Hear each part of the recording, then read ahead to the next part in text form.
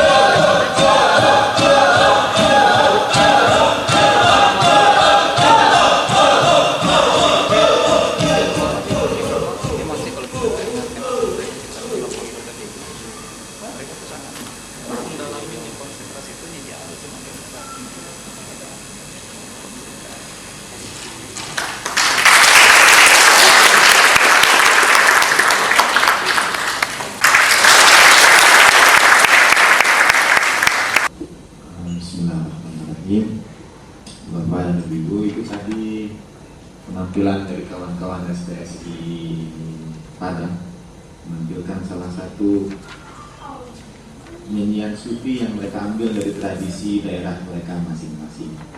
Sekiranya kita labeli yang lain di CD yang sama, kasih saja judul dunia lain misalnya, nggak akan ada jauh beda, karena bisa jadi yang putih itu dianggap sebagai penampakan dan suara-suara yang menyertainya itu dianggap juga sebagai suara dari alam lain. Karena memang kalau tadi Bapak Ibu perhatikan di tengah-tengah musik itu ada permainan vokal.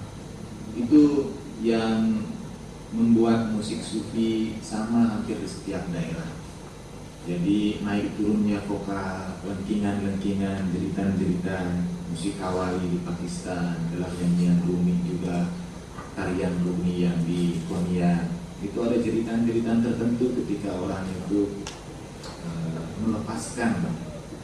Saya kira dalam psikologi modern juga salah satu bentuk untuk melepaskan beban yang hidup dalam diri kita adalah dengan berteriak saja sekuat tenaga, berteriak keras-keras. Nah, mungkin itu juga yang tersalurkan lewat teriakan-teriakan dalam nyanyian-nyanyian tasawuf. Sekitar tahun 90-an kalau saya tidak salah, atau ya 90-an, salah seorang aktivis Yayasan Mutahari pernah melakukan penelitian untuk disertasi dia. Di Lembang itu ada vihara yang cukup megah, kalau kubahnya juga kuning keemasan. Aktivis Yayasan Mutahari itu yang muslimah dan berjilbab, dia berkunjung ke vihara itu dan menemukan di situ ada bukan vihara malah, karena Katoliknya ada di situ. Dia semacam asrama biarawati.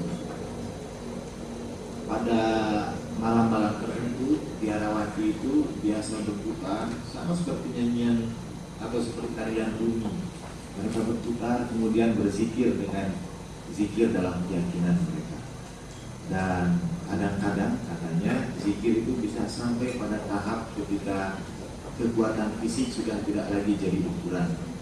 Mestinya sih secara fisik kita tidak bisa berputar lebih dari sekian kali. Pasti kepala kita akan merasa pusing.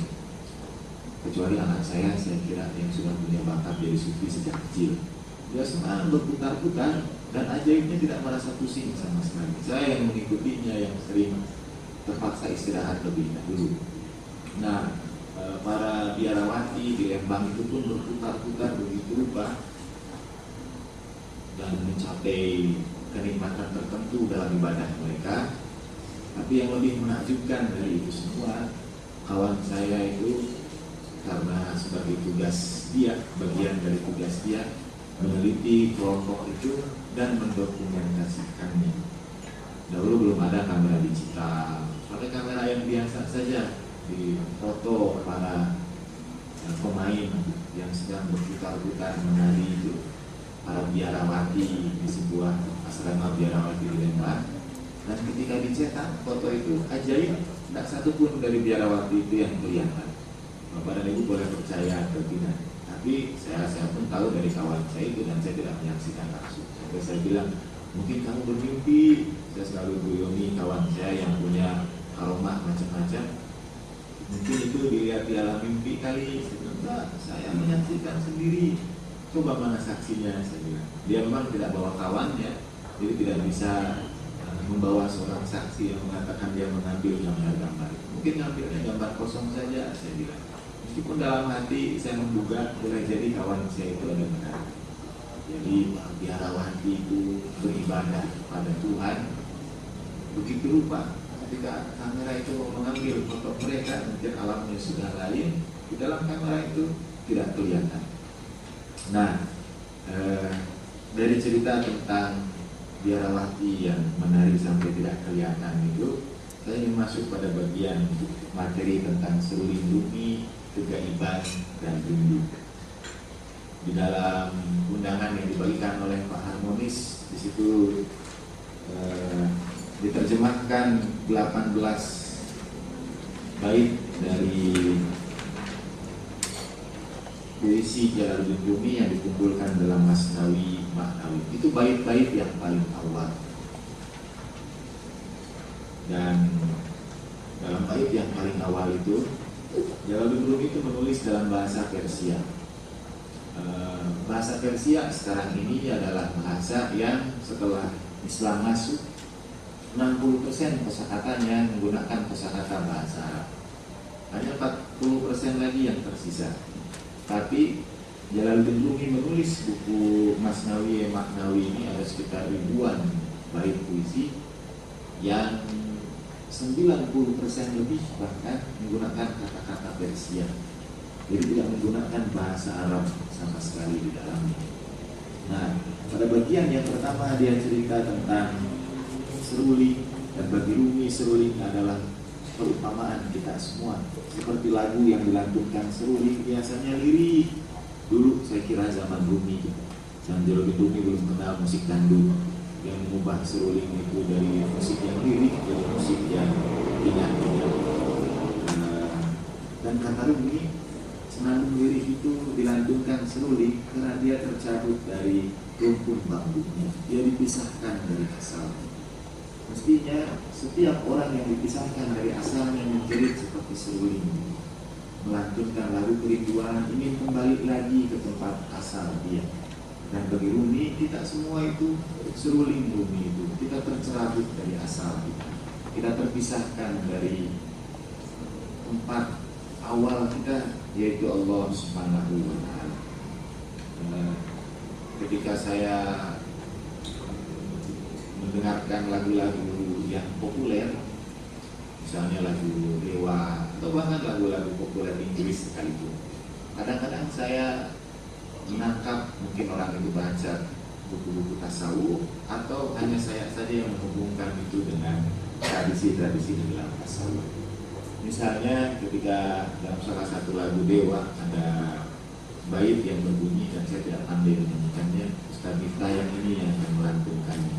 Ketika Dhani itu mengatakan di dalam keramaian, di dalam keramaian saya nyanyikan sih, tapi saya tidak cukup pede untuk melakukannya. Di dalam keramaian aku masih merasa sepi, kata Dhani Dewa. Boleh jadi dia baca seruling Rumi, bait-bait awal dari Jalaluddin Rumi, yaitu manusia sebetulnya dalam keramaian seperti apapun dia pasti akan merasakan kesepian. Dia tidak menemukan tempat dia yang hakiki.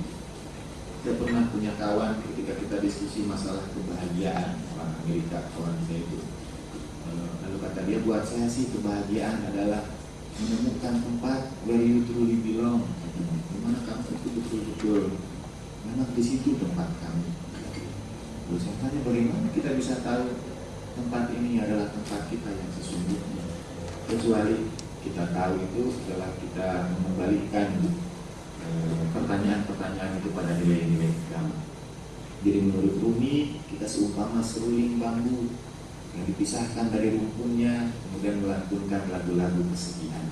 Mestinya yang kita lantunkan setiap saat itu adalah jeritan ingin kembali ke tempat asal kita, ingin kembali kepada Allah Subhanahu wa Ta'ala. Bait yang paling saya sukai dalam 18 bait yang awal dari Rumi ini adalah kata-kata ketika Rumi, dan saya kira Bapak Ibu memegang makalah ini, setiap orang menduga dia sudah menjadi kawanku, tapi tak seorang pun tahu rahasia dalam diri. Jadi setiap orang mengira dia sudah dekat dengan kita, bahkan pasangan kita sekalipun, anak-anak kita sekalipun, kita anggap dekat dengan kita, padahal tidak ada yang tahu rahasia yang kita pendam di dalam hati kita kecuali Allah Subhanahu wa Ta'ala. Nah, pembahasan tentang seruling itu menjawab satu pertanyaan besar dalam filsafat Islam mengenai keberadaan manusia, asal usul manusia.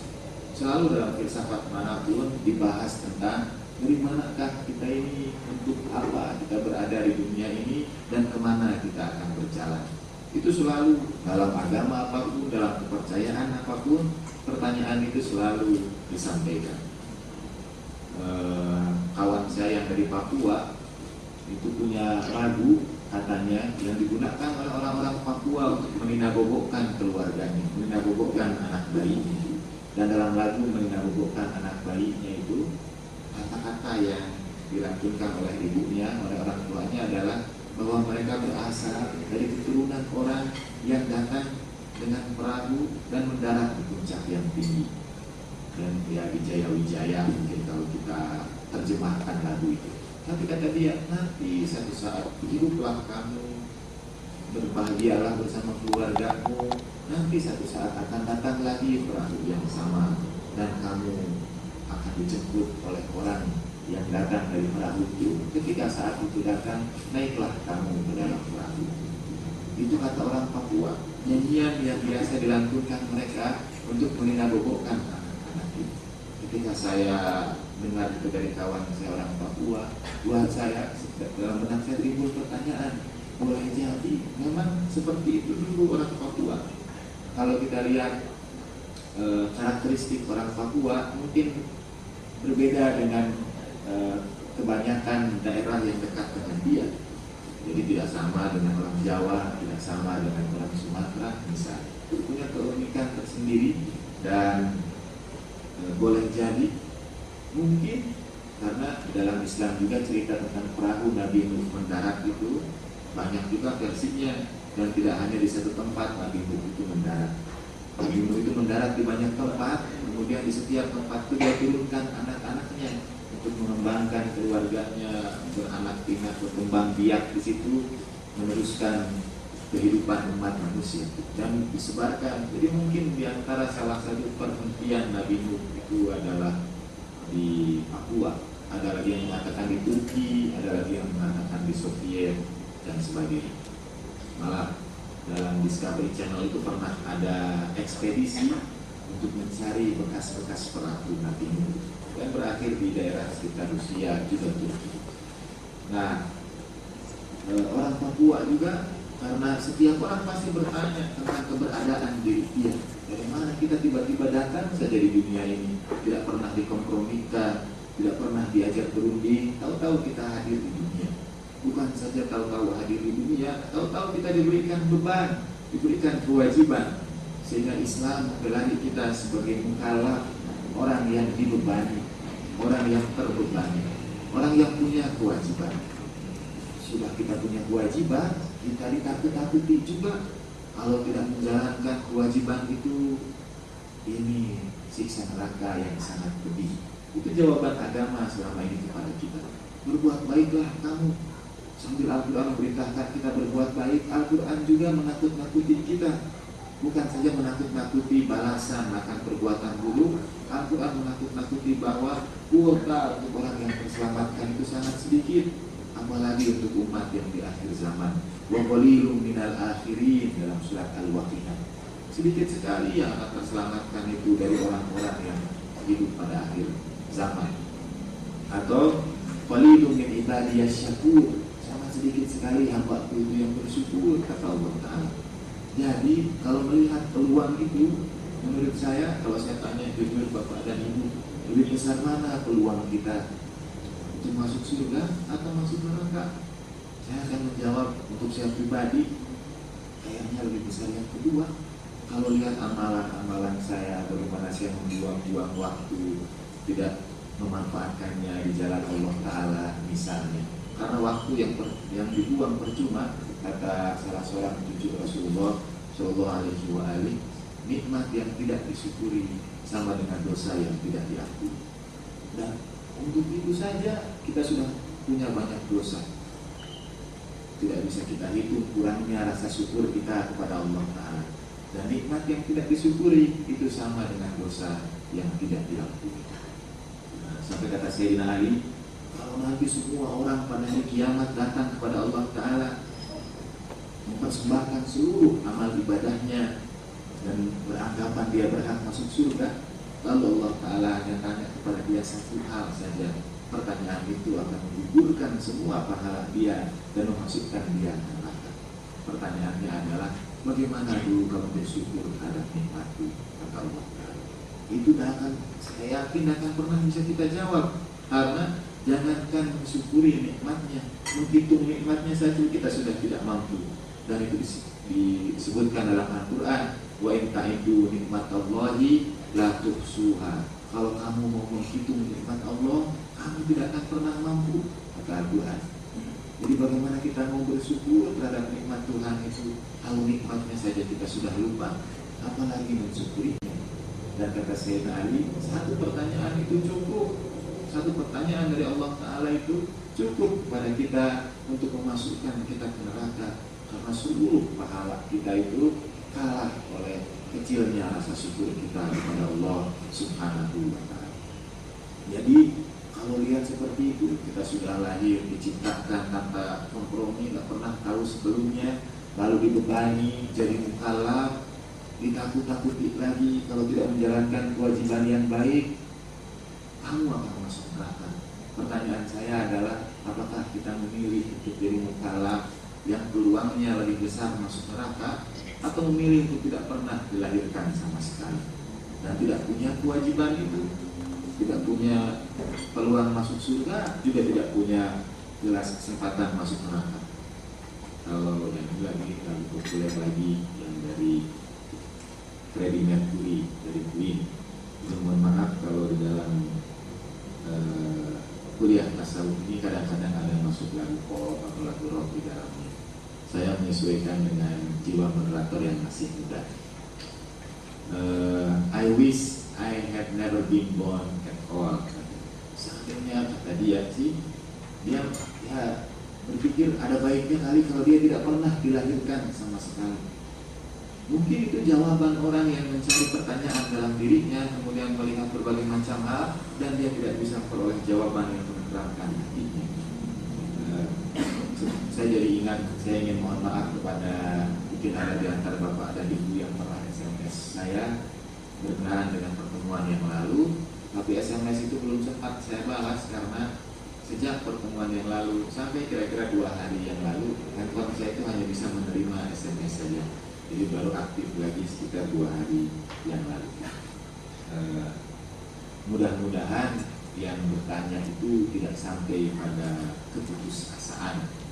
Jadi ya lebih baik tidak bertanya sama sekali lah. Sama seperti lebih baik tidak hidup sama sekali daripada hidup dapat berbagai macam ujian. Kalau saya tanya Ustadz moderator ini, mana yang mau antum pilih?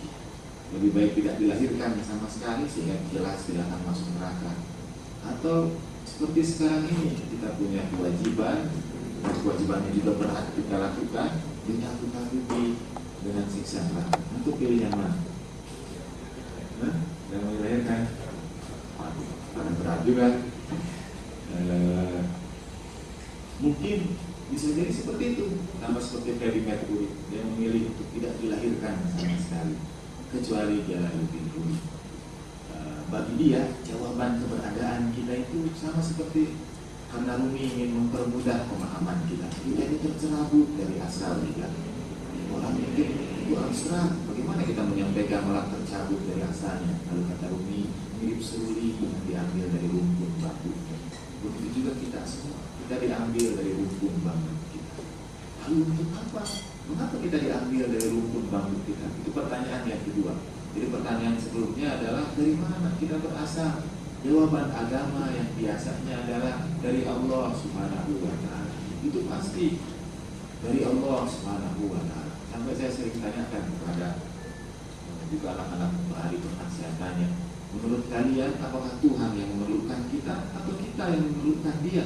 Semua serempak menjawab. Juga saya tanya bapak dan ibu, Tuhan yang memerlukan kita atau kita yang memerlukan dia?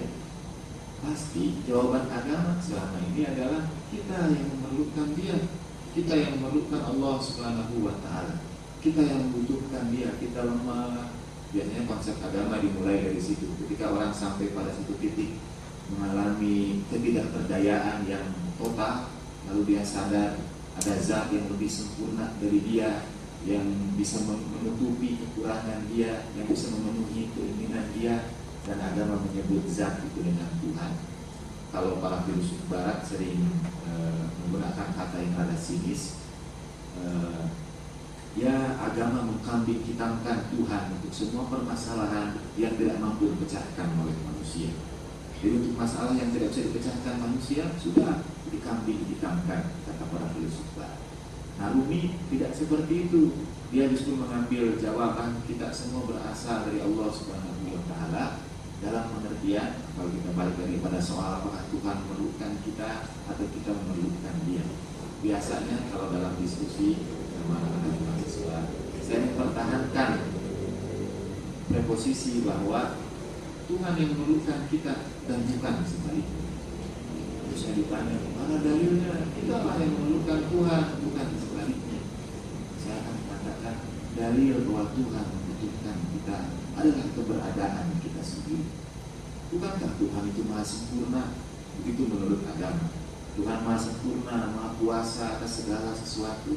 Untuk apa juga Dia menciptakan kita yang tidak bermanfaat sedikit pun kepada Dia? Apa penciptaan kita itu ada manfaatnya buat Tuhan? Apa Tuhan beruntung dari pahala yang kita lakukan, ibadah yang kita lakukan? Kan tidak. Karena dalam salah satu riwayat juga disampaikan bahwa sekiranya semua penghuni bumi itu taat, itu tidak akan mengurangi kebesaran Allah. Begitu juga sekiranya seluruh penghuni bumi ini berbuat maksiat, itu tidak akan mengurangi kebesaran Allah Subhanahu wa Ta'ala. Kebesaran Allah tidak tergantung kepada peribadatan manusia. Jadi Tuhan memerlukan kehadiran kita, saya bilang begitu. Bukti yang paling besar adalah keberadaan kita. Kenapa kita sampai hadir di dunia ini? Bukankah itu bukti bahwa Tuhan memerlukan kita? Kalau Tuhan tidak perlu kita, yang tidak usah dihadirkan kita semua ini. Biasanya jawaban agama adalah merujuk pada Al-Quran, wa ma khalaqtul insa wal jin illa liya'budun. Tidaklah aku ciptakan jin dan manusia kecuali untuk beribadah kepada Aku. Itu jawaban Al-Quran. Dan Bapak dan Ibu sekiranya saya menggunakan ayat-ayat Al-Quran kemudian seolah-olah mengkontradiksikannya dengan ayat-ayat yang lain, semata-mata hanya untuk membuka daya kritis kita saja. Jadi ayat tentang manusia diciptakan untuk beribadah itu sebetulnya bisa dikritisi dengan mengatakan kalau Tuhan itu memang ingin diibadahi, kalau Dia memang ingin disembah, kemudian menciptakan makhluknya, bukankah sebelum manusia diciptakan Dia sudah disembah dan dipuja oleh para malaikat di aras Allah Subhanahu wa Ta'ala? Bukan saja di aras Allah Ta'ala, jutaan para malaikat beribadah kepada Allah Ta'ala. Dari mana kita tahu malaikat beribadah?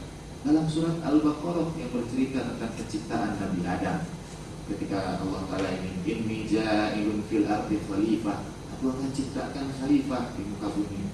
Kemudian para malaikat bertanya, ataj'alu fiha ma yufsidu fiha wa yasfiku bima?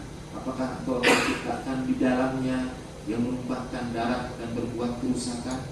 Wa nahnu nusabbihu bihamdika wa nuqaddisu lak.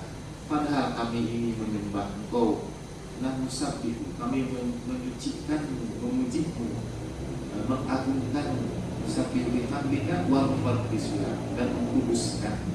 Bukankah perkataan memuji, menyucikan, mengkuduskan itu adalah untuk peribadatan?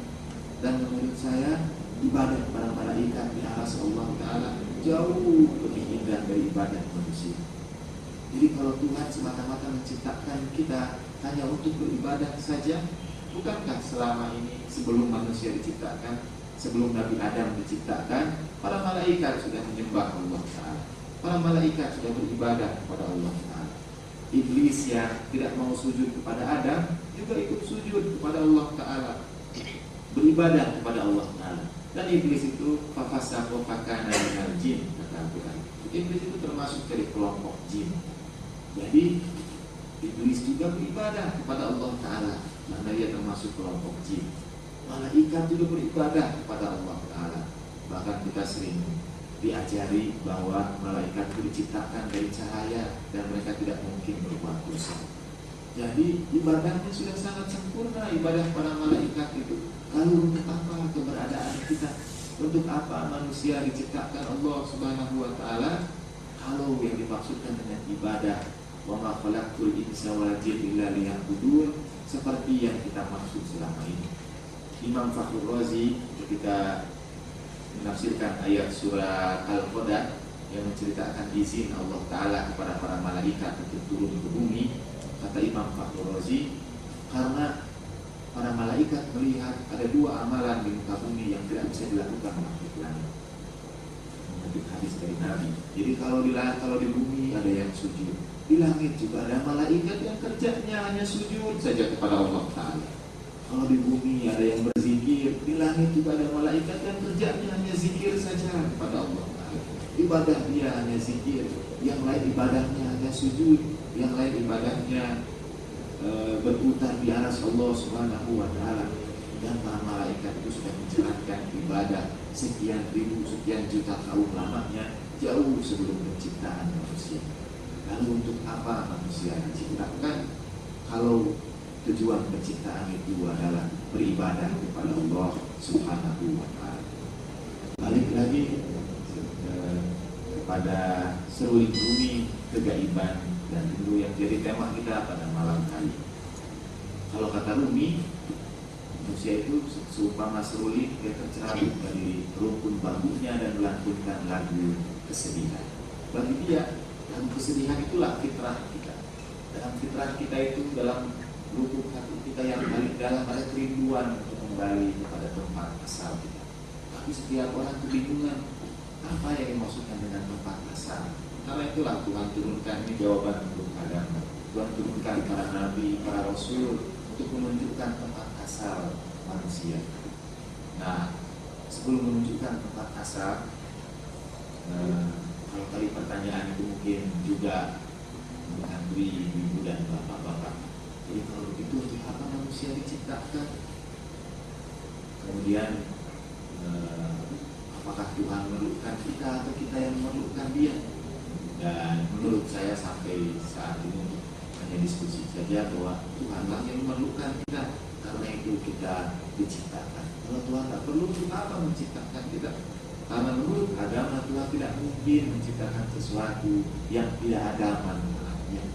Mustahil Tuhan menciptakan sesuatu yang sia-sia. Karena itu ciptaan manusia pasti bukanlah sesuatu yang sia-sia. Dia pasti ada manfaatnya. Kalau Bapak Ibu setuju sejauh ini dengan premis-premis yang saya susun, maka premis berikutnya adalah, pertanyaan berikutnya adalah, kalau begitu manfaatnya buat siapa?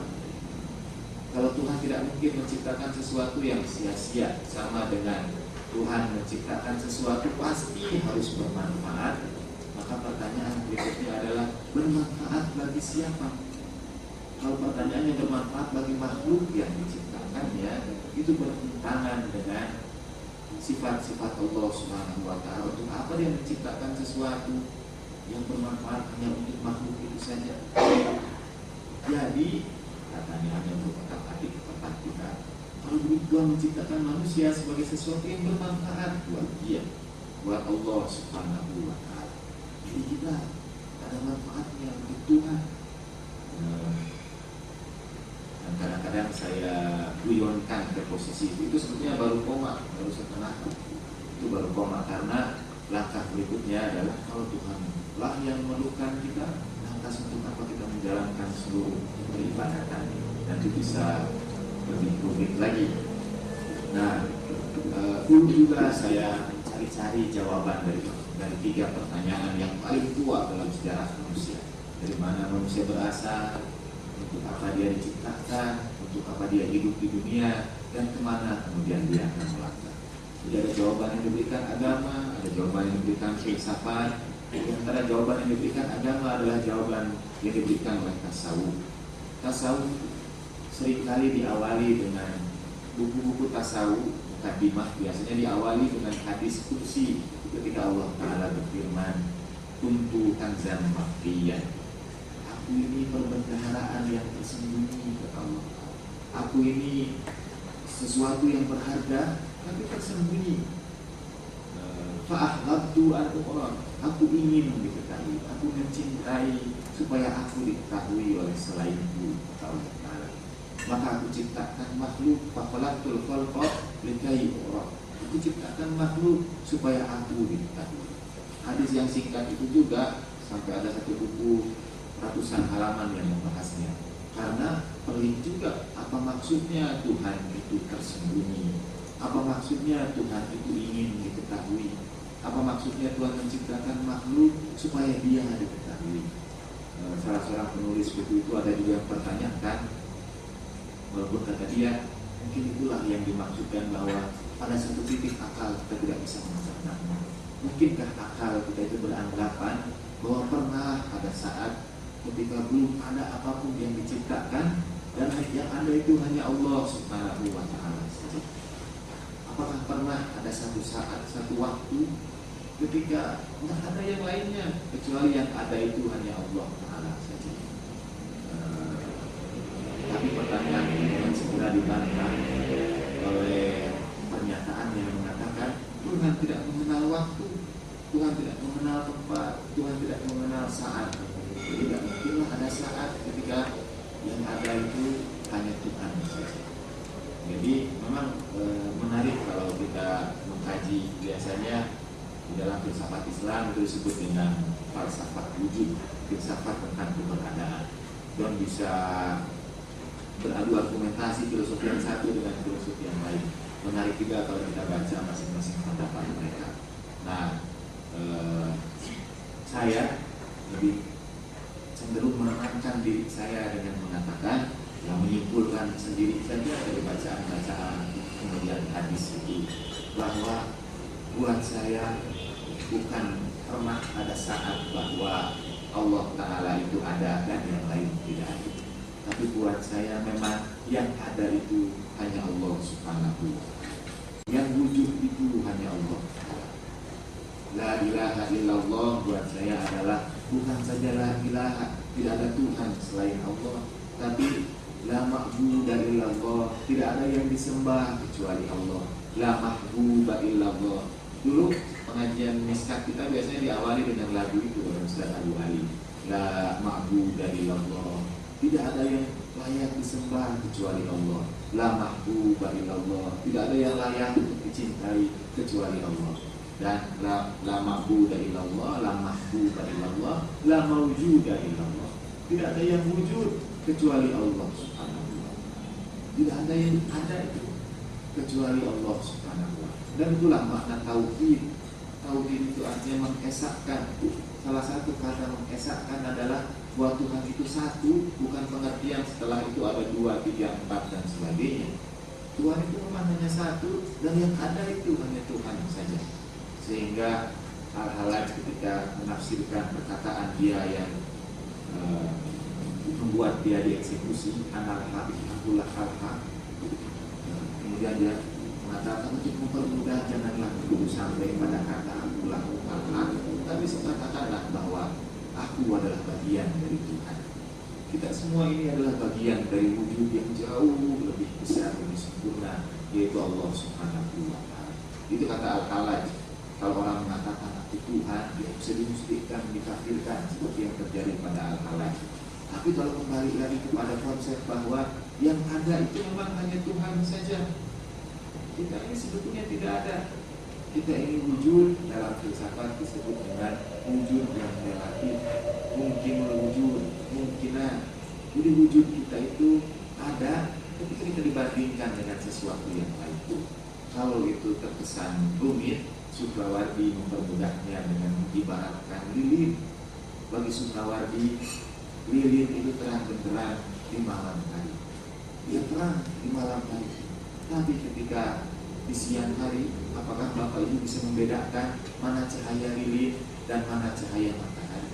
Enggak, kita tidak akan bisa membedakan yang ini cahaya lilin, yang lain cahaya matahari di siang hari itu. Tapi di malam hari kita bisa mengatakan ini cahaya lilin, karena di malam hari lilin itu terang benderang. Tapi kalau dia sudah dibawa di siang hari, kita tidak bisa lagi bedakan mana lilin itu dan mana cahaya matahari. Apalagi kalau lilin itu seumpamanya harus Suprawardi, kita kembalikan kepada matahari, bergabunglah dia dengan matahari. Bisakah kita membedakan mana lilin dan mana matahari? Begitu juga wujud kita. Wujud kita itu seumpama cahaya lilin di malam hari. Kita ada itu dalam ruang lingkup waktu yang diberikan Tuhan kepada kita, dalam keterbatasan yang Allah Ta'ala anugerahkan kepada kita. kita wujud, tapi wujud kita relatif. Wujud yang sesungguhnya adalah Allah Subhanahu wa Ta'ala. Bahkan wujud kita ini pun, kalau Allah mengatakan yang bagian dari Tuhan, karena memang Tuhan sendiri berfirman dalam Al-Quran, wa nafakhtu fihi min ruhi, aku tiupkan kepada segumpal daging manusia itu min ruhi. Kalau menggunakan kata min dalam bahasa Arab, katanya itu menunjukkan dari atau menunjukkan sebagian. Atau itu darohim, aku berikan kepada dia dirham semuanya. Tapi kalau kita katakan atau itu minad darohim, aku berikan kepada dia dari dirhamku, sebagian dari dirhamku. Tidak semua dirham itu diberikan, tapi sebagian saja. Jadi wa nafakhtu fihi min ruhi, aku tiupkan kepada manusia itu sebagian dari ruhku, kata Allah Ta'ala. Dan karena ruh itulah kita hidup. Ruh itulah yang membuat kita bergerak. Dan saya mengangkat mata saya melihat, bibir saya berbicara. Semuanya pada hakikatnya adalah irodah dan kudrah Allah Subhanahu wa Ta'ala. Titipan ruh Tuhan dalam diri kita yang mestinya kita kembalikan lagi kepada tempat asalnya. Jadi kita ini bagian dari Tuhan, kata Allah. Karena Tuhan sendiri mengatakan seperti itu, aku tiupkan kepada manusia itu dari ruhku. Dan kemudian wujud kita ini sebagai wujud yang relatif hidup di alam dunia. Tapi kalau kita lihat secara fisika, kita pernah tertarik seorang kasih studium general di Mentahari angkatan awal, kawannya Pak Dimitri dari fisika ITB. Dia cerita tentang mekanika kuantum dan lain sebagainya, tapi dalam bahasa yang mudah dipahami. Dan sempat dia mengatakan bahwa ketika salah seorang anak yang bertanya apa yang dimaksudkan dengan yang paling kecil itu atom, lalu kata dia, sebetulnya semua ini bisa kita pecah belah. Yang paling kecil itu atom. Sehingga kalau mata kita punya kemampuan untuk melihat di luar dari keterbatasan yang sudah Tuhan anugerahkan kepada kita, jadi keterbatasan itu sebetulnya enggak. Kalau mata kita bisa memandang seperti pandangan mikroskopik, kata dia, ataupun pandangan yang makro, tidak akan melihat ruangan ini kosong sebetulnya, hanya partikel-partikel saja, hanya atom-atom saja yang membentuk, kemudian jadi meja, jadi gelas, jadi air, jadi saya, dan sebagainya. Tapi kalau kita punya pandangan yang tajam, kosong semuanya, kata ahli fisika itu. Tapi itu secara teoritis, kata dia. Itu secara teoritis, masih belum ada penelitian yang secara khusus membuktikan teori itu. Secara teoritis semuanya bisa jadi kosong. Dan itulah yang dimaksudkan dengan wujud yang relatif. Wujud yang hakiki adalah Allah Subhanahu wa Ta'ala. Di dalam Buddha, perumpamaan itu juga kita dapatkan. Buddha misalnya mengibaratkan perjalanan manusia untuk kembali kepada nirwana itu seperti setetes air yang kembali kepada samudra. Ketika dia berada, atau air di dalam gelas inilah, dia menjadi begitu sangat bermakna karena dia dipisahkan dari air yang lainnya.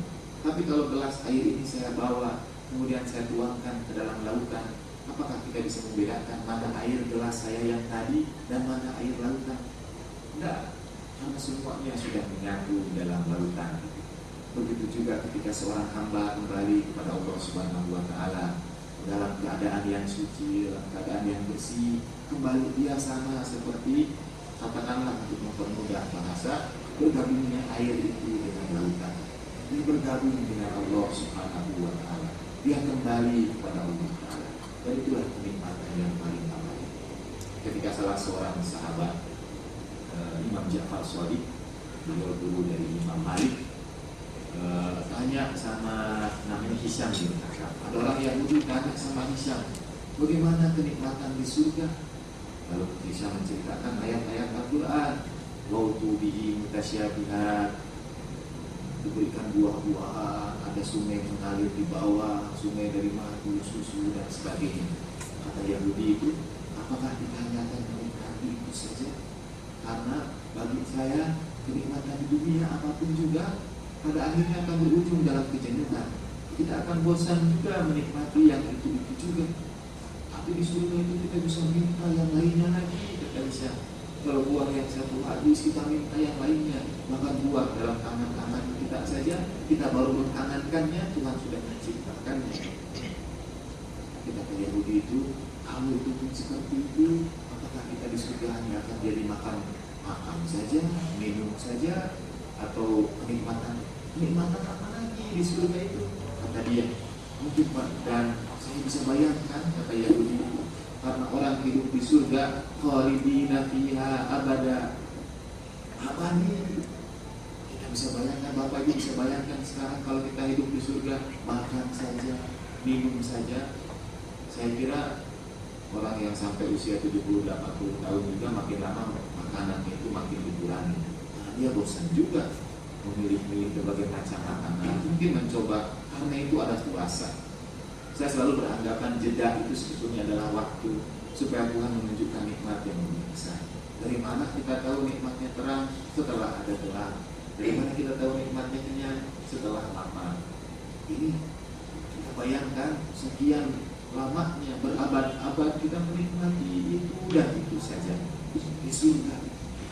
Isyam tidak bisa menjawab, dia tanya sama gurunya, dari Imam Ja'far menjawab, sampaikan kepada Yahudi itu bahwa kenikmatan yang paling utama di surga adalah ketika seseorang kembali kepada Tuhannya, ketika seorang hamba bergabung dengan penciptanya.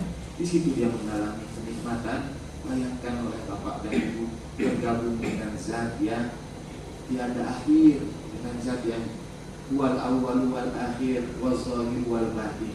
Kenikmatan di dalam surga adalah kenikmatan beribadah kepada Allah Ta'ala, kenikmatan ruhaniyah bergabung dengan Allah Ta'ala. Dan neraka adalah perwujudan ketika orang itu dipisahkan dari Allah Subhanahu wa Ta'ala.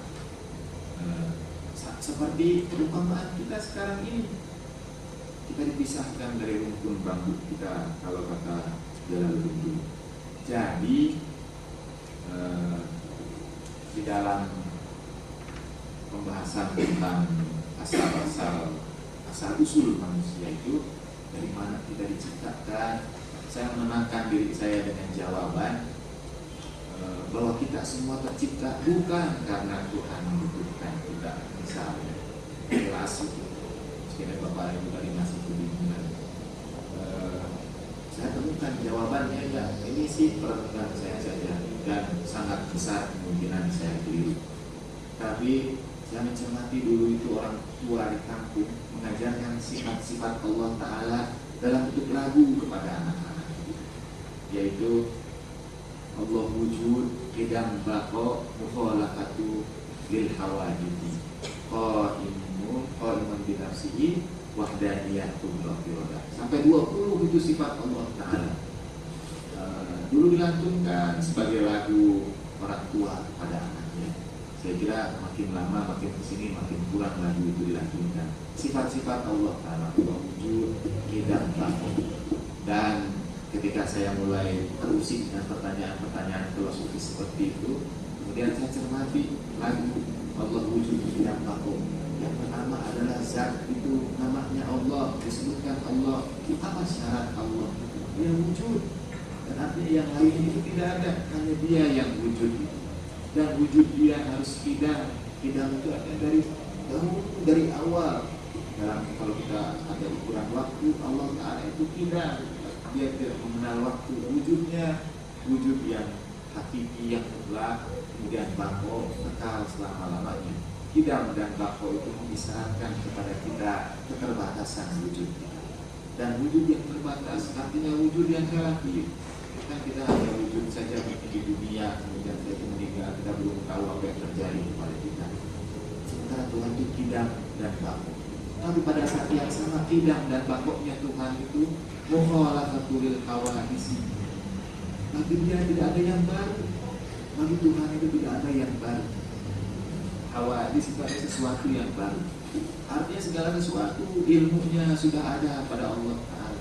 Tidak ada yang baru buat Tuhan. Mukhalafatul hawadis. Mukhalafatul hawadis itu sering juga dikaitkan dengan tidak ada waktu. Buat Tuhan tidak mengenal waktu. Tidak ada masa. Jadi masa dulu, masa kini, dan masa sekarang yang ada dalam benak kita sebetulnya hanya bentuk lain dari keterbatasan wujud kita.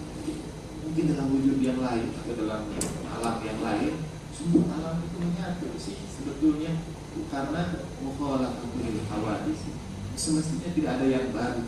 Saya kira buat Tuhan, dan ini sekali lagi hanya penafsiran saya sangat besar saya sendiri. Saya kira buat Tuhan tidak ada hari kemarin dan hari esok. Meskipun kullu yaumin huwa fi sya'an, kata Tuhan, setiap hari Tuhan itu ada urusannya, ada sya'ninya, ada kebesarannya. Nah, sifat berikutnya Allah wujud kita bahwa mukhalafatuhil hawadits, qaimun bi nafsihi, dia tegak karena dirinya sendiri, tidak bergantung kepada yang lainnya. Manusia seperti cahaya lilin tadi, keberadaannya butuh yang gelap supaya dia bisa disebut terang. Tapi Tuhan qaimun bi nafsihi, wahdaniyah, dialah yang satu, yang tunggal.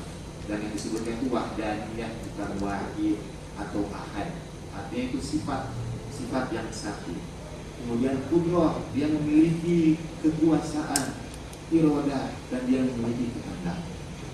Karena kesempurnaan Allah Subhanahu wa ta'ala, mungkinkah sesuatu zat yang punya kekuasaan untuk menciptakan tidak menciptakan sama sekali? Itu sesuatu yang tidak mungkin katanya. Kalau ada orang itu punya kemampuan, kalau orang itu punya ilmu, kalau orang sih mungkin orang punya ilmu, ilmunya tidak dia amankan. Tapi mustahil hal yang sama berlaku untuk Tuhan. Jadi tidak mungkin Tuhan punya kekuasaan mencipta, tapi dia tidak mencipta sama sekali. Itu sesuatu yang mustahil. Kalau manusia mungkin dia punya kemampuan, tapi kemampuannya tidak dia lakukan. Tapi itu buat Tuhan, kata para filsuf, itu sesuatu yang mustahil. Kalau Tuhan punya kemampuan untuk menciptakan, maka dia harus menciptakan. Dan penciptaan dia harus sesuai dengan irodahnya, dengan keinginannya, dengan rencananya, atau dengan bahasa agama, dengan hikmahnya. Jadi semua kita diciptakan dari hikmah Allah Subhanahu wa ta'ala, karena kudrah Allah Subhanahu wa ta'ala untuk menciptakan kita. Diciptakanlah berbagai macam bentuk makhluk jenis, semuanya karena kudrah dan iradah Allah Subhanahu wa ta'ala. Nah, saya baru sampai pada halaman yang pertama dari makalah itu. Mudah-mudahan nanti cukup waktu, kalau tidak ya kita sambung kepada pertemuan yang berikutnya. Sudah jam berapa? 8:30. Di waktu kita tinggal setengah jam lagi berkara minggu. Belum masuk pada kegaibannya, baru sedikit tentang seruling ruminya, juga mungkin sedikit tentang rindunya. Intinya adalah tentang kegaiban itu, karena wujud yang tidak berarti sama dengan gaib sebetulnya. Karena yang wujud itu hanya Allah Ta'ala, dan kita ini tidak ada. Pelajaran yang pertama di dalam tasawuf adalah meyakini ketidakadaan kita, dalam pengertian kita akui ketidakberdayaan kita. Kita tidak mempunyai arti apa-apa, bahkan wujud pun kita tidak punya. Karena wujud kita itu wujud yang relatif. Kita tidak punya apa-apa. Kata Al-Quran, ayyuhan nas antumul fuqara ila Allah wallahu ghaniyyun hamid. Wahai manusia, kalian itu fakir. Fakir itu tidak punya apa-apa. Kalian itu fakir kepada siapa? Kalian fakir ila Allah, kepada Allah Ta'ala. Wallahu ghaniyyun hamid. Allah Ta'ala lah yang maha mencukupi dan maha terpuji. Jadi yang paling awal dalam tasawuf adalah meyakini ketidakberartian kita, ketidakberdayaan kita. Kita tidak punya apa-apa, sehingga pada titik itu perilaku kita kepada orang lain juga akan bergantung kepada bagaimana kita memahami wujud kita. Kita tidak punya arti apa-apa kecuali kita menggantungkan kepada sesuatu yang mutlak, yaitu Allah Subhanahu wa ta'ala. Dan kata sebagian ahli tafsir, itulah pengertian wa'tasimu bihablillah, berpeganglah kalian pada tali Allah. Nisbatkan, kaitkan, gantungkan wujud kalian yang relatif itu, yang nisbi itu, kepada Allah Subhanahu wa ta'ala.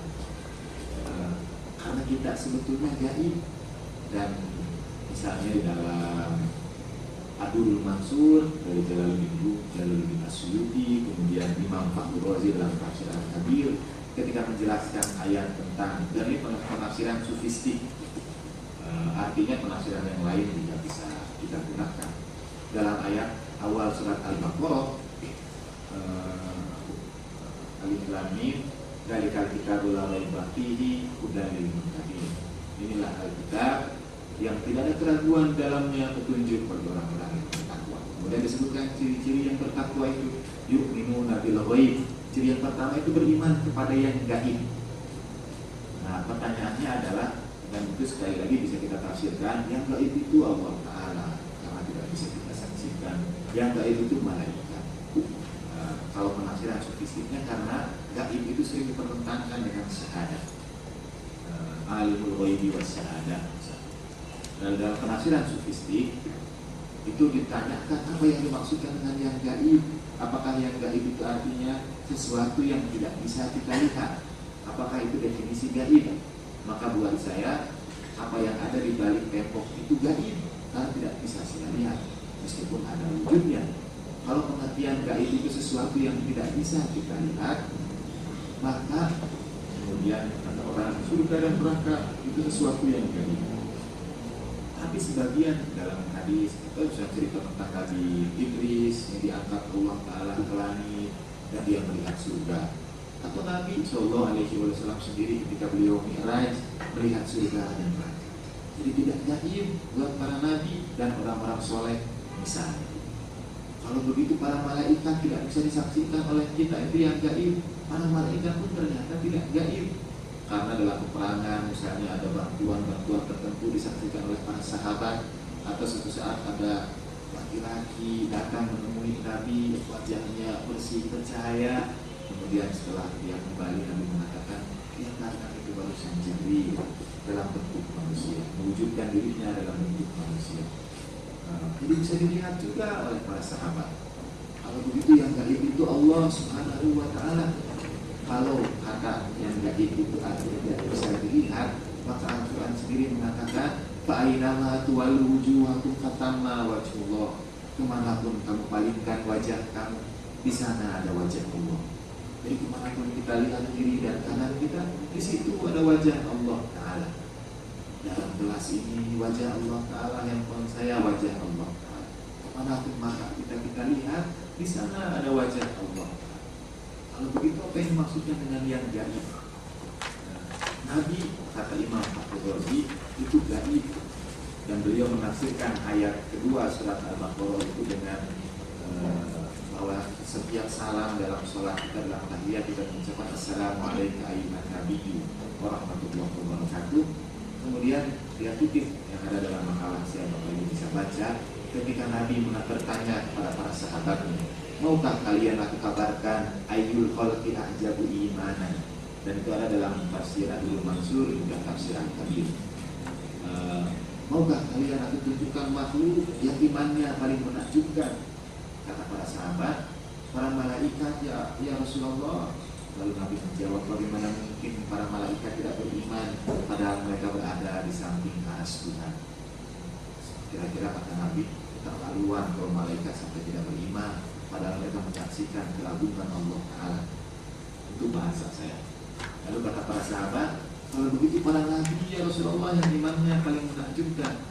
Nabi juga menjawab, Rasulullah SAW menjawab, bagaimana mungkin para nabi tidak beriman kepada mereka turun malaikat Tuhan, mereka diberikan mukjizat dan sebagainya. Kalau begitu kami ya Rasulullah, para sahabatmu, kata para sahabat. Dan Nabi mengatakan, bagaimana mungkin kalian tidak beriman? Wa ana baina adharikum, padahal aku berada di tengah-tengah kalian, kata Rasulullah. Kalian melihat apa yang kalian lihat bersama aku. Jadi mukjizat Nabi itu dilihat oleh para sahabat. Bagaimana mungkin para sahabat tidak beriman? Kata Rasulullah. Kalau begitu siapa ya Rasulullah? Kata para sahabat. Kata Nabi, yang paling menakjubkan imannya adalah orang-orang yang datang setelah kalian kepada para sahabat, yang beriman kepadaku, kepada Alkitab yang diturunkan kepadaku tanpa pernah berjumpa dengan aku. Kata Rasulullah, dari para tabi'in, bapak dan ibu yang menjalankan Al-Quran, menjalankan Islam dengan baik tanpa pernah berjumpa dengan Rasulullah Shallallahu Alaihi Wasallam. Dulu waktu saya belajar di Suriah, di Irak, saya sering kritik orang. kawan saya itu, saya kasihan ya di Indonesia tidak ada kuburan Nabi, katanya. Indonesia kan tidak ada kuburan Nabi, sementara di Timur Tengah kan bertebaran kuburan Nabi di mana-mana. Di Suriah ada Nabi Ayub misalnya, bahkan ada kuburan Nabi Adam katanya, tapi yang sering diziarahi dan kebenarannya sih saya tidak tahu. Panjangnya 7 meter kuburan Nabi Adam. Katanya orang zaman dahulu itu tinggi-tinggi. Nah, jadi di Indonesia nggak ada yang kuburan para nabi, kasihan. Lalu saya bilang, itu karena orang Indonesia satu tidak tega untuk membunuh nabinya. Saya bilang, kalian itu tega membunuh nabi yang turun di tengah-tengah kalian sendiri. Bani Israil membunuh para nabinya. Yang kedua, buat bangsa Indonesia, saya bilang, tidak perlu sampai dibutuhkan seorang nabi untuk mendidik mereka berbuat baik. Orang Indonesia itu cukup sama ustadz saja, insya Allah sudah pada baik semua. Tidak perlu sampai diutus nabi itu. Dan kalian itu begitu kerasnya sampai Tuhan turunkan nabi berulang-ulang. Turun nabi yang satu, tidak berubah juga, diutus lagi nabi yang lain, tidak berubah juga, turunkan lagi nabi yang lain. Orang Indonesia tidak perlu, cukup ustadz saja yang datang. Insya Allah orang Indonesia bisa menjalankan agamanya dengan baik. Dan kalau saya jawab itu, nah, kalau balik lagi sama hadis tadi, Nabi sendiri memang mengatakan yang imannya paling menakjubkan adalah orang yang beriman kepadaku, kata Rasulullah, tanpa pernah berjumpa dengan aku. Tentu saja wujud iman itu adalah dengan menjalankan aturannya, menjalankan sunnahnya. Tidak berarti bapak dan ibu semua imannya jadi menakjubkan karena kita muslim tanpa pernah berjumpa dengan Nabi. Karena wujud iman itu ditandai dengan menjalankan apa yang Nabi perintahkan untuk kita amalkan. Tapi kata Imam Fakhr Razi, itu artinya mengimani kegaiban. Yu'minuna bil ghaib, karena Nabi gaib di tengah-tengah kita. Begitu juga kata Jalaluddin Asyuyuti. Tapi kalau kata para sufi, yang gaib di situ adalah kita semua. Kita mengimani yang gaib artinya kita mengimani ketidakberartian kita. Wujud kita ini tidak ada artinya di hadapan Allah Subhanahu wa ta'ala. Kita fakir, kita miskin, kita lemah, kita tidak berdaya. La haula wala quwwata illa billah al-aliyyil azim. Dengan apa kita bisa menemukan kemuliaan kita? Dengan apa kita bisa menggantungkan kepada tali Allah, kemudian kembali kepada rukun bangkit kita? Yu'minuna bil ghaib. Kita ayat ini. Wadalil muttaqin alladzina yu'minuna bil ghaibi wa yuqimus shalah, dan kemudian mendirikan sholat. Dan sholat itu adalah perumpamaan ibadah ritual kita, kewajiban ritual kita. Ada orang sering mengatakan tidak perlu sholat lagi karena saya sudah sampai ma'rifat, katanya mendalami tasawuf sehingga tidak sholat lagi karena sudah sampai ma'rifat. Tidak mungkin itu, karena menjalankan syariat, menjalankan ritual itu adalah kewajiban yang kedua setelah menurut para sufi, adalah meyakini ketidakberartian kita. Kita menemukan wujud kita dengan menjalankan ritual itu. Yuqimunas shalah itu perumpamaan ibadah ritual. Lalu itu hanya setengah saja, yang setengahnya lagi yuqimunas shalah wa mimma razaqnahum yunfiqun, dan menafkahkan rezeki yang kami, sebagian rezeki yang kami berikan kepada mereka. Dan itu perumpamaan ibadah sosial. Nah, rezeki itu bisa harta, bisa uang, bisa pakaian, bisa baju, bisa makanan, bisa ilmu. Semua rezeki Allah Ta'ala. Kita dituntut dua hal itu, menjalankan ibadah yang ritual, juga ibadah-ibadah yang sosial. Dan kita harus meletakkan keseimbangan di antara keduanya. Terlalu menekankan pada ibadah yang ritual saja sehingga menelantarkan keluarganya, keliru. Juga terlalu yang penting ibadah sosial saja, beramal soleh saja, tapi melalaikan ibadah wajibnya juga keliru. Itulah yang disebut dalam Al-Quran sebagai mizan, keseimbangan. Dan setelah itu kewajiban mencari ilmu, yaitu mimma razaqnahum yunfiqun wa yu'minuna bima unzila ilaika, beriman kepada yang diturunkan kepada Al-Quran. Itu kewajiban kita mencari ilmu. Wa min unzila ilaika wa min qablika, dan yang diturunkan sebelum kamu. Jadi ilmu itu pun tidak hanya sebatas apa yang kita punyai sekarang ini, tapi kita cari ilmu orang-orang terdahulu sebelum kita. Jadi untuk memperoleh wujud itu kemudian kita melakukan ibadah yang ritual, ibadah yang sosial, dan kewajiban untuk mencari ilmu, untuk senantiasa menambah ilmu kita. Kemudian nanti insya Allah dalam pertemuan yang akan datang juga akan kita bahas di antara cara-cara kita menemukan kemuliaan diri kita adalah dengan berakhlak dengan akhlak Allah Ta'ala, bersifat dengan sifat Allah Ta'ala, sampai kita pada satu titik menjadi manusia yang sempurna, kata Ibnu Arabi, kaunul jami, ketika kita menghimpun semua sifat Allah Ta'ala dalam diri kita. Jadilah kita khalifah di situ, karena kita menjalankan sifat, menjalankan kehendak, menjalankan misi, menjalankan anugerah Allah Subhanahu wa Ta'ala. Dan mestinya kita seperti seruling itu, kita merindukan saat-saat menjadi khalifah. Insya Allah akan kita bahas pertemuan yang akan datang. Saya ingin menyediakan waktu untuk Bapak dan Ibu berbagi. Mungkin ada waktu sekitar 20 menitan. Ada beberapa bagian dalam makalah yang dibagikan itu juga yang belum sempat saya bahas. Insya Allah pada pertemuan yang akan datang.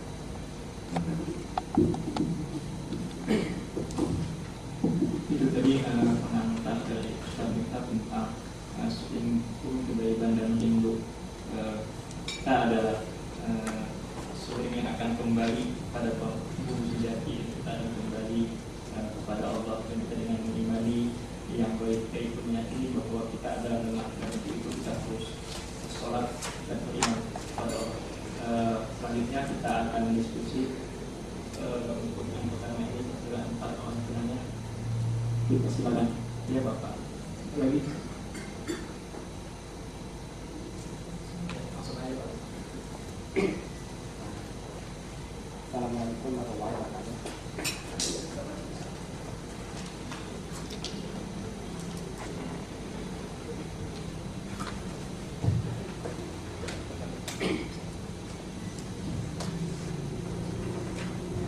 Terima kasih. Ada 3 pertanyaan. Jadi pertanyaan ini tadi sudah dijelaskan, tapi saya ada minta penjelasan ulang secara singkat saja. Yang pertama mengenai persoalan apakah sebetulnya kita memerlukan Tuhan atau Tuhan memerlukan kita.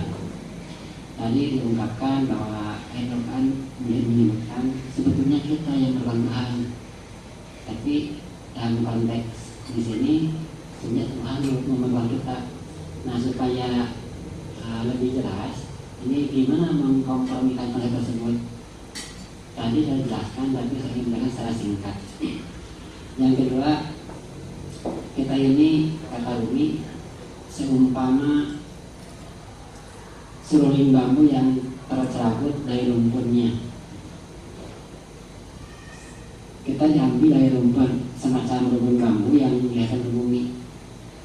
Nah, dengan begitu kita ini berupaya bagaimana caranya supaya bisa bergabung kembali dengan rumput bambu itu. Nah itu kalau saja begitu, gimana caranya, cara kembali ke asal itu? Karena boleh jadi dari karena saya terserabut, kita sebagian besar tidak bisa kembali secara utuh. Artinya kembali secara tidak utuh, berantakan begitu. Yang ketiga, bagian akhir tadi disampaikan bahwa ada salah satu penafsiran bahwa sebetulnya yang gaib itu diri kita sendiri. Nah ini juga sama, saya minta penjelasan ulang secara singkat. Tadi dijelaskan orang yang beriman, orang yang takwa itu adalah yu'minu bil ghaib. Yang pertama, yang gaib itu dari kita sendiri. Yang kedua, kita ini beriman kepada yang gaib. Terkesan kita beriman kepada diri kita sendiri. Ini malah kalau salah penafsiran jadi musyrik beneran gitu ya. Nah ini 3 poin saya minta penjelasan secara singkat, mungkin yang praktis supaya kami lebih memahami tentang hal tersebut. Terima kasih. Assalamualaikum warahmatullahi wabarakatuh. Waalaikumsalam. Iya Pak, terima kasih. Dan saya ingin mengawali dengan mengatakan bahwa apapun yang dibicarakan sebetulnya itu dalam konteks diskusi. Artinya kadang-kadang dalam memahamkan sesuatu juga kita lakukan itu secara bertahap. Sama seperti misalnya pertanyaan yang kedua dari Bapak, bagaimana cara kita kembali? Tapi sebelum itu saya mulai dari yang terakhir Pak, tentang kegaiban. Memang penafsiran itu minoritas Pak. Itu pun karena kata yang menafsirkan itu, Al-Quran mengatakan bil ghaib di situ sebagai sebuah kata benda, bukan bil ghaib misalnya. Kalau itu menggunakan alif lagi, maka beriman kepada sesuatu yang gaib. Jadi isim fa'il ada bentuknya. Tapi kalau yu'minuna bil ghaib, beriman kepada gaib, beriman kepada yang gaib. Nah, itu yang bisa ditafsirkan.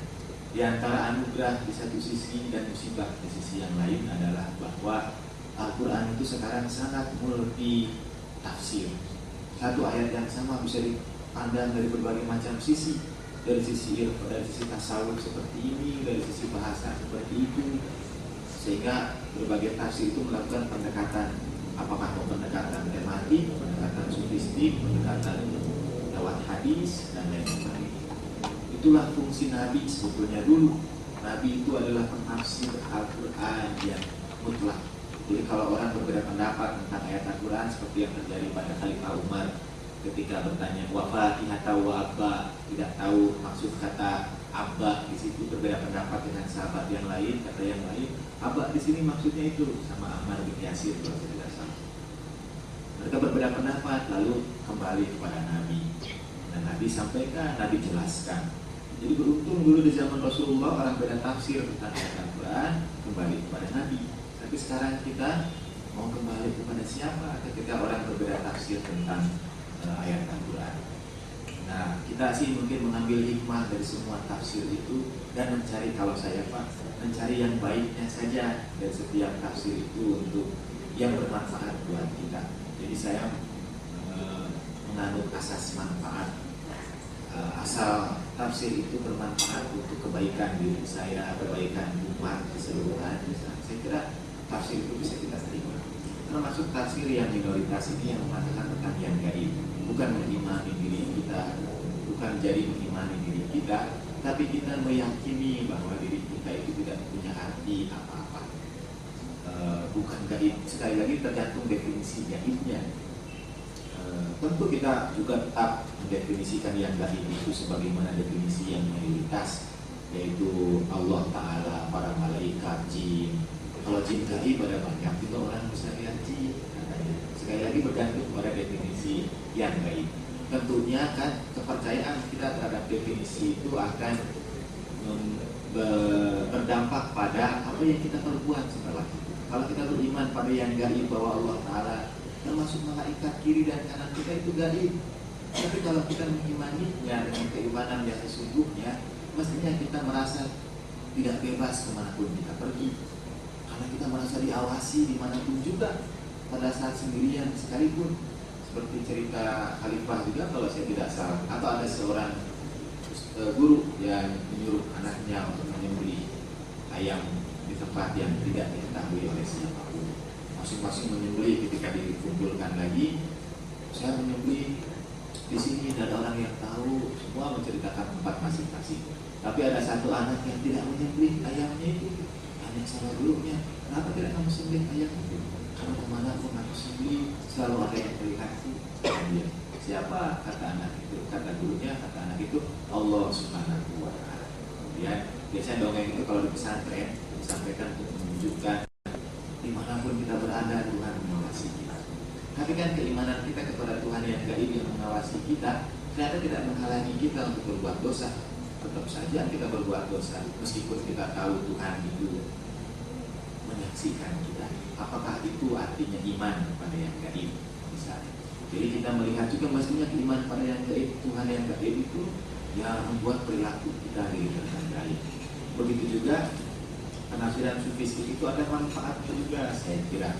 Sekali lagi kita tidak bisa, karena tidak bisa kembali kepada Nabi, misalnya mana penafsiran yang benar, ya kita menganggap itu sebagai ilmu saja. sebagai hikmah saja, bahwa yang dimaksudkan dengan yang gaib di situ artinya kita meyakini, bukan mengimani dalam pengertian rukun iman itu Pak, tapi kita meyakini bahwa diri kita tidak ada artinya apa-apa, sehingga perilaku saya terhadap kawan saya juga insya Allah tidak akan semena-mena. Apalah arti saya, debu pun tidak ada, yang tidak ada sedikit artinya di hadapan kebesaran keagungan Allah Ta'ala. Kalau Tuhan mau, Dia bisa mencabut nyawa saya kapan saja. Saya menzalimi Dia, tiba-tiba detik berikutnya nyawa saya diambil Allah Ta'ala. Jadi perilaku saya kepada orang banyak juga, mudah-mudahan kalau kita meyakini kita tidak punya arti apa-apa, paling tidak dalam bentuk hubungan kita terhadap sesama manusia, terutama sekali dalam beribadah kepada Allah Ta'ala, kita kembali kepada Zat yang sempurna, yang maha segalanya, yang wujud, yang ada, dan kita tidak ada artinya. Kemudian ketika kita beribadah pun kita tidak mengharapkan surga atau neraka, tidak mengharapkan pahala ataupun siksa. Itu insya Allah pada pertemuan yang berikutnya. Tapi kita memang kata Sayyidina Ali, karena aku menyembahmu ya Allah, karena Engkau lah yang layak untuk disembah. Jadi memang kita sudah sampai pada satu titik keyakinan ketika karena kita tidak punya arti apa-apa, hanya Allah Ta'ala saja yang maha segalanya. Nah, kemudian yang pertama, dengan kata yang singkat Pak, sekali lagi tadi sebetulnya Tuhan perlukan kita, kita perlukan Tuhan, itu biasa saya gunakan untuk dialektika diskusi saja. Jadi pengertian sesungguhnya tentu bukan Tuhan memerlukan kita, kita memerlukan Dia sudah tidak terbantahkan lagi. Karena yang dipertanyakan apakah Tuhan memerlukan kita, tapi kita memerlukan Dia itu sudah tidak terbantahkan, karena dalam konteks kehidupan kita sebagai manusia yang biasa, jangankan kepada Tuhan, kepada yang lain saja kita masih membutuhkan sebetulnya dalam konteks keterbatasan kita. Saya nggak minum air, tidak makan, ya saya membutuhkan itu semua sebetulnya. Jadi manusia itu adalah makhluk yang paling membutuhkan, apalagi kepada Allah Subhanahu wa Ta'ala. Yang itu hanya dialektika diskusi saja. Yang tadi saya simpulkan itu dengan sifat-sifat Allah Ta'ala yang 20, sebetulnya hanya untuk mengantarkan kita pada jawaban atas pertanyaan dari mana kita berasal dan untuk apa kita ada di dunia ini. Hanya untuk itu saja. Dan yang terakhir, bagaimana kita bisa bergabung dengan rukun bambu itu Pak. Mudah-mudahan pertanyaan itu bisa terjawab dengan Bapak mengikuti rangkaian tasawuf ini pada pertemuan-pertemuan berikutnya. Misalnya dalam tasawuf ada mutu qobla anta mutu, matilah kamu sebelum kamu itu mati. Bukan hanya kita bunuh diri, atau ada dua cara kembali kita, rujuk untuk tirori wa rujuk untuk ikhtiari, kembali yang terpaksa dan kembali yang sukarela.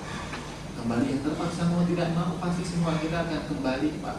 Jadi tidak usah risau bagaimana kita tidak tahu cara kembali. Kalau Bapak memilih kembali yang terpaksa, pasti akan kembali juga kepada Allah Ta'ala. Mau tidak mau, suka tidak suka, malaikat maut pasti akan mencabut nyawa kita. Kita kembali kepada Allah Ta'ala. Cuma ya dalam keadaan seperti apa kita kembali, itu yang jadi persoalan. Nah, kembali yang kedua itu rujukun ikhtiar, kembali kepada Allah Ta'ala dengan sukarela. Jauh sebelum malaikat maut itu menjemput kita, kita sudah meniti perjalanan, sehingga kedatangan malaikat maut itu bukan lagi sesuatu yang ditakutkan, tetapi sesuatu yang membahagiakan. Seperti Allah Ta'ala berkata kepada Nabi Ibrahim, tidakkah seorang kekasih merindukan pertemuan dengan kekasihnya? Kalau kita tulus mencintai Allah Ta'ala, tidakkah Bapak dan Ibu merindukan untuk berjumpa dengan Allah Ta'ala? Sehingga misalnya pada diskusi tentang kematian, saya pernah sampaikan juga di pertemuan kita ini, ada doa dari Sayyidah Fatimah yang sangat bagus, tapi berat saya amalkan. Dan kalau saya tidak salah hari ini itu hari wiladahnya Sayyidah Fatimah putri Rasulullah Sallallahu Alaihi Wasallam. Doa itu, ya Allah panjangkan usiaku, sekiranya panjang usia itu baik untukku, dan cepatkan ajalku, sekiranya itu yang baik untukku. Menurut saya doa itu bagus, tapi saya berat mengamalkannya karena saya khawatir masuk bagian yang kedua, cepatkanlah ajalku bila itu yang terbaik untuk saya. Berat gitu, karena masih ada keterikatan dengan segala macam lah. Nah, kalau orang sudah sampai pada kerinduan yang sesungguhnya, ya dia menanti itu saat kembali itu. Fataman daul maut, kata Al-Quran, mintalah mati, mintalah kematian itu. In kuntum minas sholihin, kalau kalian termasuk orang-orang yang tulus, orang-orang yang jujur, orang-orang yang benar.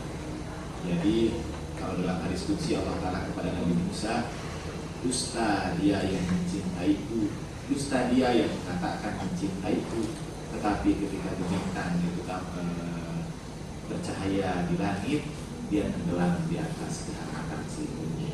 Kata Allah, berdusta orang mengatakan aku mencintai Tuhan, tapi ketika bintang itu naik di atas langit, dia berada dalam kehangatan selimut.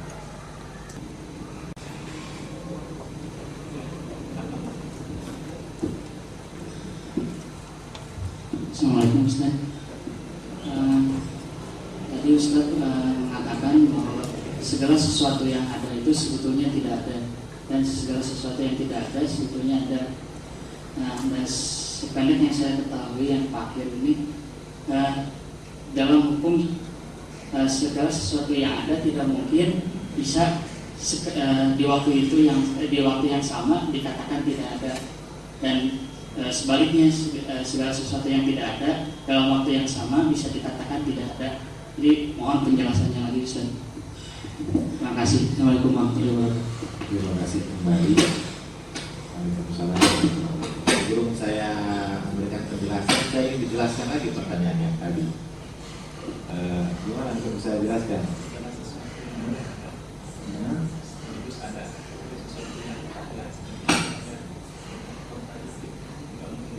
Mungkin Ustaz Rahman di belakang itu termasuk di antara para filosof yang senang dengan ada dan tidak ada. Mudah-mudahan saya cukup cerdas untuk memahaminya. Jadi segala sesuatu yang tidak ada, ya, tadi selalu bilang kan segala sesuatu yang ada. Sebenarnya kita tuh yang ada di sini, kalau dilihat lagi itu sebetulnya tidak ada, dan segala yang tidak ada itu sebetulnya ada. Itu bukan kata saya. Saya dengar yang kebetulan saya sependapat. Jadi kata dosen fisika yang pernah presentasi itu yang mengatakan secara teori, secara teoritis, karena apa disebutnya unsur atau partikel terkecil itu atom, kan yang paling kecil itu atom katanya kan, disepakati. Jadi secara teoritis sebetulnya wujud manusia juga terdiri dari atom-atom.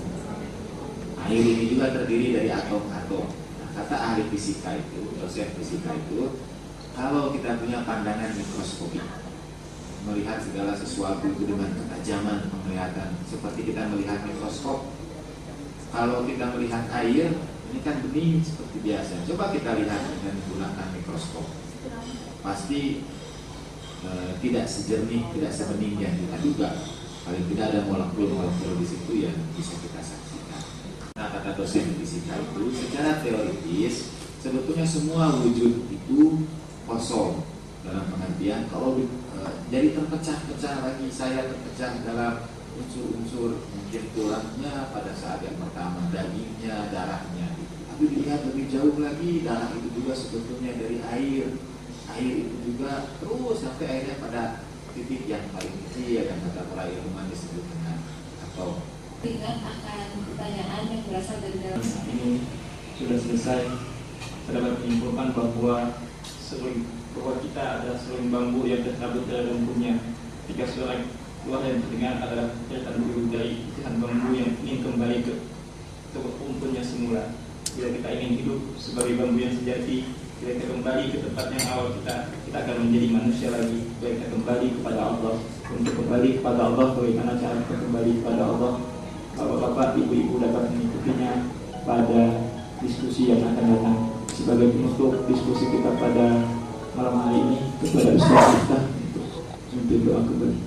Kepada Ustaz, silakan.